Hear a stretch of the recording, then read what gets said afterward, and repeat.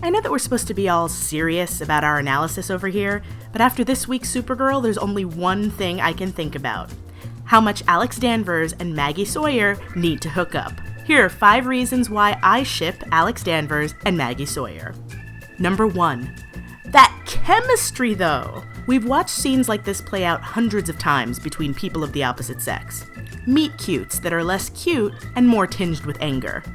Bickering that underlies an intense and immediate attraction. On Supergirl this week, we got to see that play out between 2 women when Alex goes over to NCPD detective Maggie Sawyer.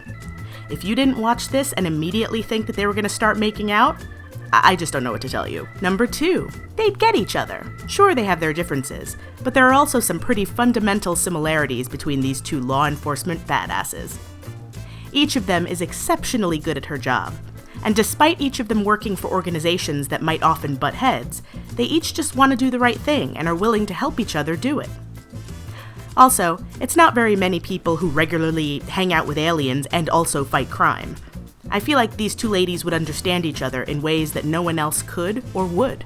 Number 3. Alex needs a real date. She's already complained about it this season. The fact that she hasn't had a date in 2 years, supposedly because she hasn't had the time, or because of Kara, or any number of other excuses. But what if the reason she hasn't found a date is because she's been limiting herself in her dating choices?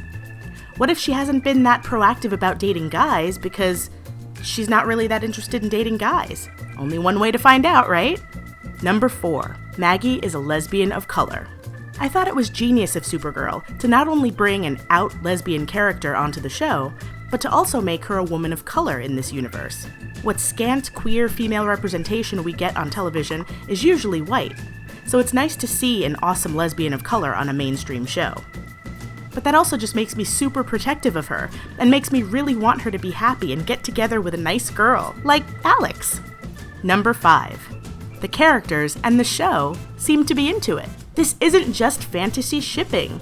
This actually seems like what they're doing on the show. In the past, executive producer Greg Berlanti has talked about the fact that there will be LGBTQ representation on Supergirl, and not just from a guest character, but from the main cast. Many of us assumed it might be Wynn, but from this week's episode, it's looking like it's Alex.